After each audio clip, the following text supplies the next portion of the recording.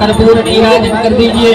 हरि ओम इदगुं हविः प्रजननमे असुरभीरं सर्वगणं सत्तजे आत्मसनि प्रजासनि वसुतनि लोकसंज्ञभयसनि अग्निः प्रजां बहुरा ोमीयोक्षरं पदभ्यर्थं मात्राहीनं भवेत् तत्सर्वं क्षम्यतां देव प्रतीक परमेश्वर मन्त्रहीनं क्रियाहीनं भक्तिहीनं श्रेयसोत्पूर्णं मया देव परिपूर्णं तदस्तु ते सर्वं श्रीकृष्णार्पणमस्तु।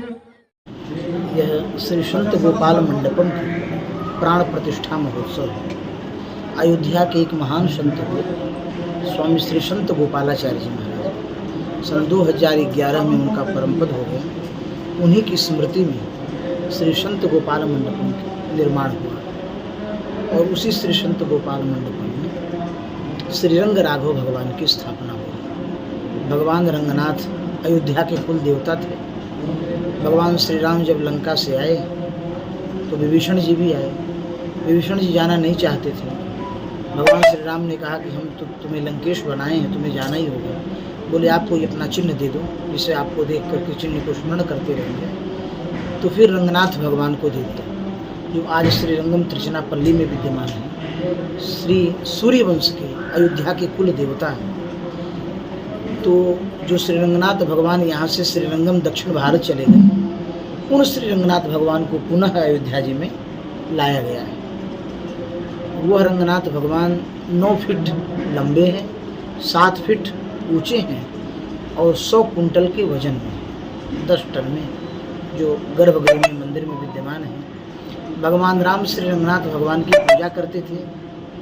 तो जैसे पुत्र पिता की पूजा करता है तो पिता का वात्सल्य पुत्र को मिलता है, ऐसे ही श्री रंगनाथ भगवान का वात्सल्य भगवान श्री राम को मिलता है। तो वत्सलता में पुत्र को पिता गोद में बिठाता है, ऐसे ही यहाँ पर भगवान के गोद में भगवान बैठे हैं। रंगनाथ भगवान के गोद में भगवान श्री सीताराम जी विराजमान हैं। ऊपर छत्र लिए हुए श्री भरतलाल जी हैं, दाहिनी ओर श्री लक्ष्मण लाल जी चमर लिए हुए हैं और बाहीं ओर श्री शत्रुघ्न लाल जी चमर लिए हुए विद्यमान हैं। शेष शैया पर परिवेष्टित है भगवान शेष जी में लेटे हुए हैं और चरणों में श्री हनुमान जी हैं दाहिनी ओर, बाईं ओर श्री गरुड़ जी विद्यमान हैं और ठीक नीचे श्री रामानुज स्वामी जी विद्यमान हैं। इस प्रकार से यह विग्रह बन करके दक्षिण भारत से हैदराबाद से 400 किलोमीटर की दूरी पर आल्लागड्डा जगह से यह विग्रह 1 वर्ष निर्माण करने में लगा है और 1 वर्ष बाद निर्माण होकर के श्री अवध की धरा पर विग्रह के पहुंचा है। और अब इस विग्रह का प्राण प्रतिष्ठा महोत्सव दाक्षिणात्य विद्वानों के द्वारा हो रहा है। उस प्राण प्रतिष्ठा उत्सव के उपलक्ष्य में 30 तारीख को, विगत 30 तारीख को विशाल जल यात्रा शोभा यात्रा, बहुत काफ़ी भीड़ थी भी, और शोभा यात्रा मनाई गई, जल यात्रा मनाई गई। जल यात्रा का तात्पर्य कोई भी हम अनुष्ठान शुरू करते हैं तो उसके पूर्व हम जल यात्रा करते हैं। जल यात्रा का मतलब जीवन यात्रा, इसलिए कि कहा है जल ही जीवन है। तो जल जीवन क्यों है?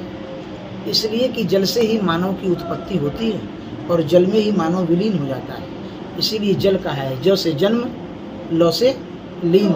विंदु सृष्टि है, जल से उत्पन्न होना और जल में लीन हो जाना, इसीलिए इसका नाम जल है। और इसीलिए कहा है जल ही जीवन है और जीवन की यात्रा ही जल यात्रा है।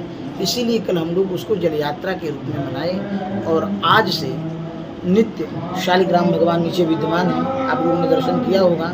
इतने शालिग्राम भगवान अयोध्या में आपको संभवतः नहीं मिलेंगे।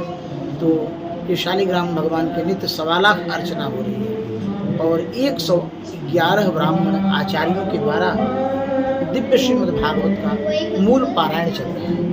यह कार्यक्रम 1 तारीख से लेकर के और यह 7 तारीख तक कार्यक्रम चल रहा है।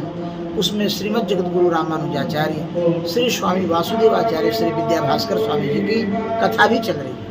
1 तारीख से, आज से ही उनकी कथा है।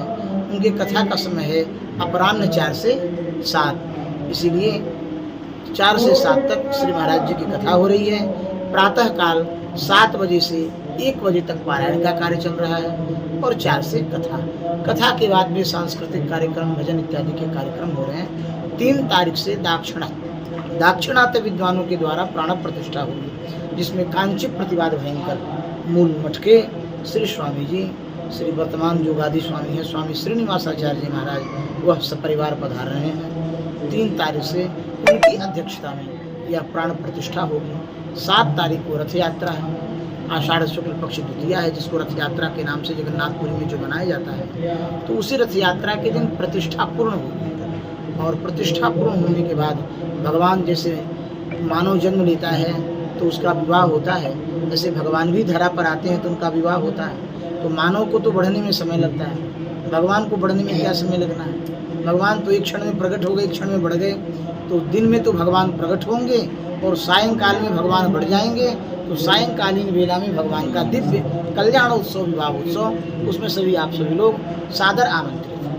और 2 मिनट 3 मिनट के लिए नहीं, कम से कम 1 आध घंटे के लिए उसमें बड़े बड़े संत महापुरुष भी पधारेंगे और भगवान का दिव्य विवाह कल्याण उत्सव होगा। और 8 तारीख को प्रातः काल की वेला में श्री सरयू जी का 1.25 लक्ष अर्चना होगा और दुग्धाभिषेक होगा। षोडशोपचार सरयू जी का पूजन होगा और इस पार से उस पार तक श्री सरयू जी की चुनरी मनोरथ होगी। और केवल एक नहीं, कई चुनरी मनोरथ होगी। तो वह सरयू जी का पूजन, इसलिए कि सरयू जी साक्षात ब्रह्मद्रवा है। भगवान अयोध्या में प्रकट हुए, अयोध्या भगवान की राजधानी है, इसको किसने बताया? श्री सरयू जी ने बताया। सरयू जी अयोध्या में नहीं होती तो कौन जानता कि अयोध्या जी है? तो इसलिए पहले सरयू जी की पूजा होगी। सरयू जी की पूजा अर्चना होने के बाद, अभिषेक होने के बाद में फिर पूर्णाहुति होगी, भंडारा होगा।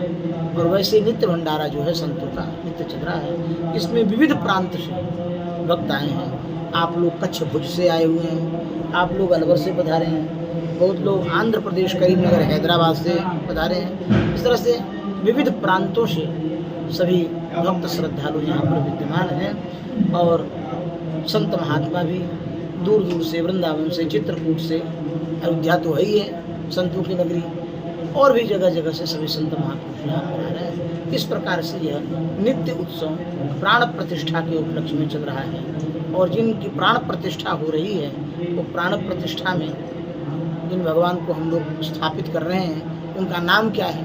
तो श्रीरंग राघव भगवान उनका नाम है। किसी ने पूछा कि इसमें मुख्य अतिथि कौन है? तो इसमें मुख्य भगवान ही है। तो भगवान ही मुख्य अतिथि के रूप में है और हम लोग भगवान के सभी सेवक हैं।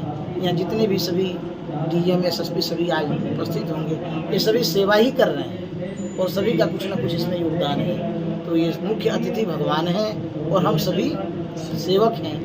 और इस प्रकार से भगवान यहाँ पर प्रतिष्ठित होंगे, भगवान का आविर्भाव होगा, भगवान का प्रादुर्भाव होगा। यह उत्सव अयोध्या में है, यह दिव्यता के रूप से, भव्यता के रूप में यह मनाया